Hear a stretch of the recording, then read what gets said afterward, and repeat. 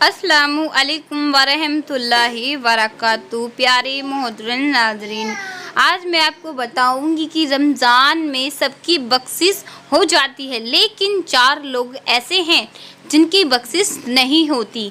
तो चलिए बताती हूँ। मैं आपका ज़्यादा समय नहीं लूँगी, 2 मिनट में आपका ये मसला हल कर दूंगी। बस आपको वीडियो के एंड तक बने रहना है, बीच में वीडियो को स्किप नहीं करना है, क्योंकि जब तक आप पूरी वीडियो देखोगे नहीं, जब तक आप समझोगे नहीं, इसलिए आपका पूरा वीडियो देखना बनता है। तो चलिए मैं आपको बताती हूँ। और आप एक बात मैं आपको ये भी बता दूँ कि मैं आपको एक ऐसा अमल, एक ऐसा वजीफ़ा बताने वाली हूँ। अगर आप उस अमल को करते हैं, उस वजीफ़े को करते हैं, तो आपकी नेकी 1 गुना से 70 गुना बढ़ जाएगी।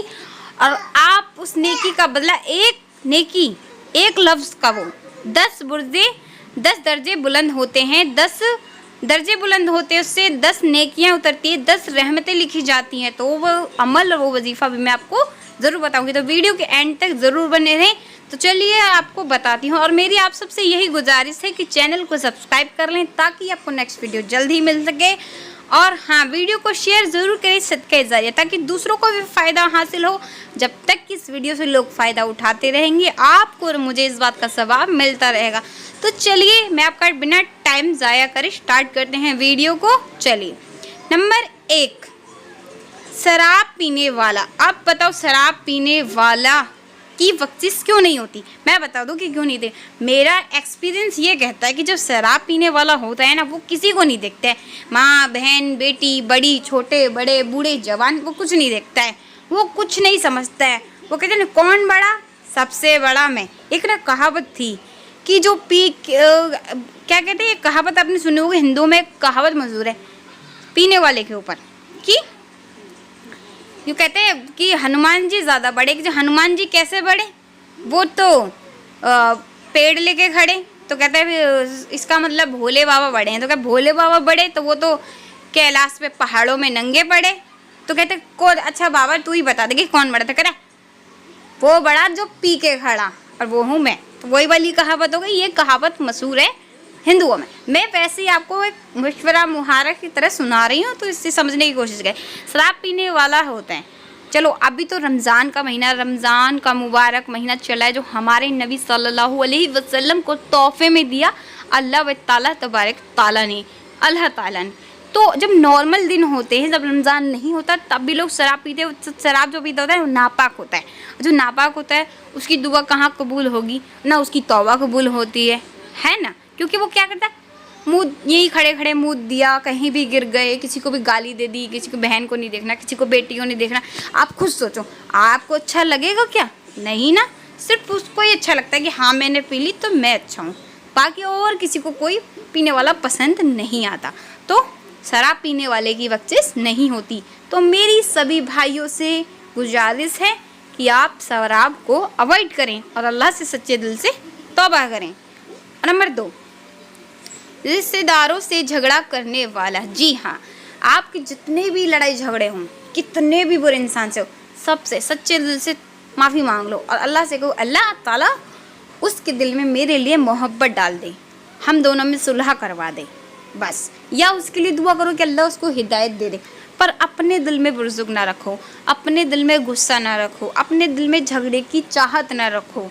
सबसे प्रेम से, अच्छे अखलाक से रहो। हाँ, अगर कोई ज़्यादा बुरा है, आपको पसंद नहीं है, तो उससे दूरियां कर लो, पर अपने दिल में झगड़ा ना रखो। ज़रूरी नहीं कि उससे आप बात करो, ज़रूरी नहीं है आप उससे देख के मुस्कुराओ, पर हाँ, अपने दिल में किसी भी तरीके का बोझ ना रखो, लड़ाई झगड़े ना रखो। खुश रहो, दूर हो जाओ उस इंसान से, पर ये झगड़ा मत रखो। और अपने रिश्तेदारों से बना कर रखो, प्यार से, अच्छे से। रमज़ान का मुबारक महीना मिला है, इस महीने अगर आप किसी से, आपकी गलती है और आप उससे माफ़ी मांग ले, तो अल्लाह आपकी एक नेकी का 100 गुना बढ़ा देगा। समझो आप जैसे कितना अज़र। हमारे पर नबियों को, हमारे जो नबी थे, वो रिश्तेदारों का अच्छे से खाना पीना करते थे, खुशी खुशी उनकी मेहमान नवाजी करते थे हर इंसान की। तो आप भी कीजिए, ये सुन्नत भी है, इसको फॉलो कीजिए, जिसको अमल भी कीजिए, क्योंकि हमारे नबी पाक सल्लल्लाहु अलैहि वसल्लम की सुन्नत है। तो उनसे अच्छे अखलाक रखिए अपने रिश्तेदारों से। चलिए, आपको बिना ज़ाया करे तीसरी बात बताती हूँ। लोगों के लिए दिल में कीना कपट रखने वाला। ठीक है। आपको किसी के लिए भी अपने दिल में कीना नहीं रखनी, ना कपट रखना है। कीना क्या होता है? कीना किसी से चिढ़ना, जलना, हसद करना, ये होता है। कपट, हसद, चुगली, ये सब बिल्कुल मत रखे। कोई आपसे ऊपर है ना, कि अल्लाह तेरा बहुत बहुत शुक्र है, उसे माशाल्लाह कहो, माशाल्लाह, ठीक है, ताकि उससे नज़र ना लगे और अपने दिल में खुश रहो कि अल्लाह मैं खुश हूँ, तूने मुझे इतना नवाजा। जब आप दूसरों की खुशी में खुश होंगे ना, तो अल्लाह ताला आपको उससे भी ज़्यादा नवाजेगा। दूसरे की खुशी में खुश होना सीखो। अभी रमज़ान का मुबारक महीना है, आप अल्लाह से अपने लिए खूब दुआएं मांगो, जितनी मांग सको। एक वक्त होता है, आप सहरी के वक्त दुआ मांगोगे, आपकी दुआ रद्द ही नहीं होगी। आप इफ्तारी के वक्त दुआ मांगोगे, उस वक्त भी आपकी दुआ रद्द नहीं होगी। आप तहज्जुद के वक्त दुआ मांगोगे, उस वक्त भी आपकी दुआ रद्द नहीं होगी। और चलिए आपको मैं आप चौथी बात बताने वाली हूँ, बिना टाइम ज़ाया करे, जिसमें से बहुत ज़्यादा तो नहीं, 100 में से 50% लोग तो इस काम को 100% करते ही हैं, जाने अनजाने। मैं इस बात की गारंटी नहीं दे रही, मैंने ऐसा देखा है और सुना भी है।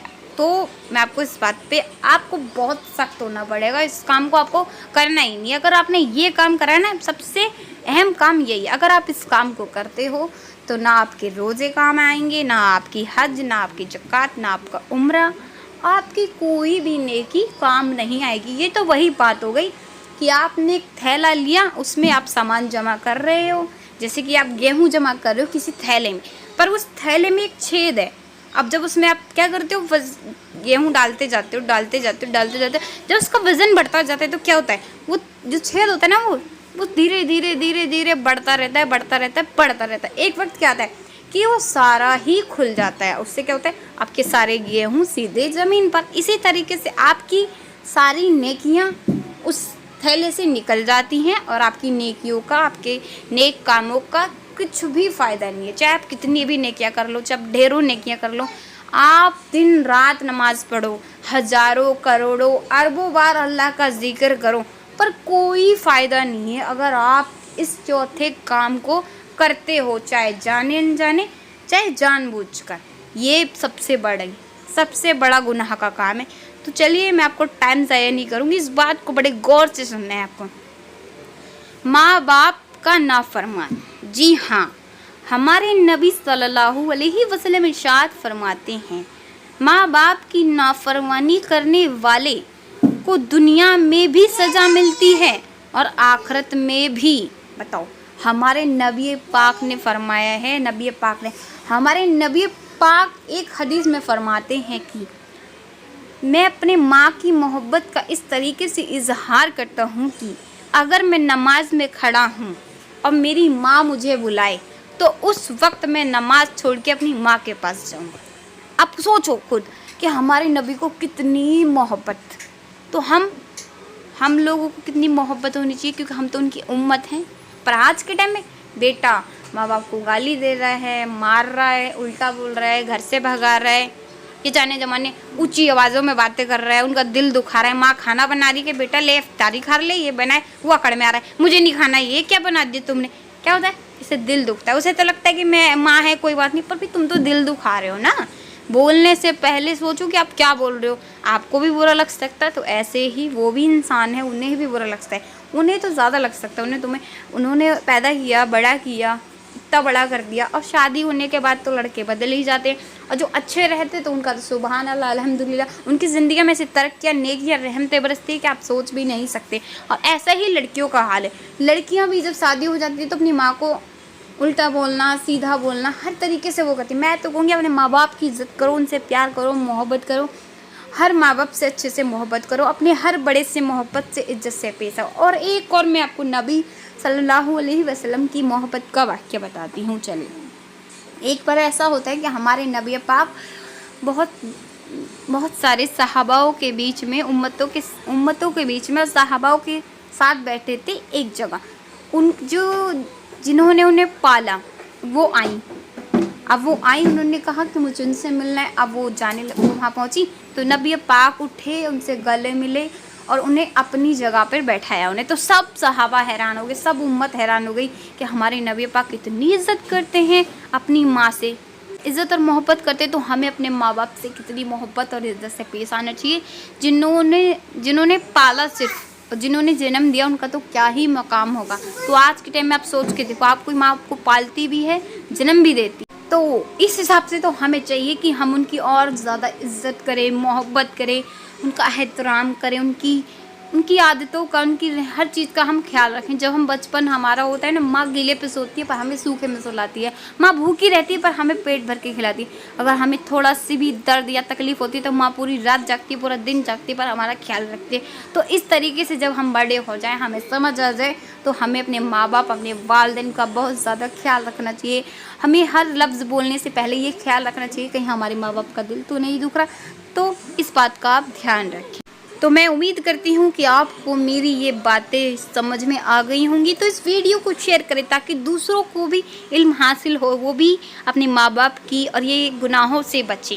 और जो भाई अभी रमज़ान के मुबारक महीने में नशा करते हैं तो वो नशे को छोड़ के अल्लाह ताला से सच्चे दिल से तौबा करें और अपनी अल्लाह से अपने हर गम, हर दुख का इजहार करें और उनसे अपनी इन नेक कामों की तौफीक मांगे, इन गुनाहों से तौफीक मांगे कि आप इन गुनाहों को ना करें। अल्लाह ताला आपके नशे को भी छुड़ा सकते हैं और आपकी गंदी आदतों की। तो वीडियो को शेयर ज़रूर करें। अल्लाह हाफिज़।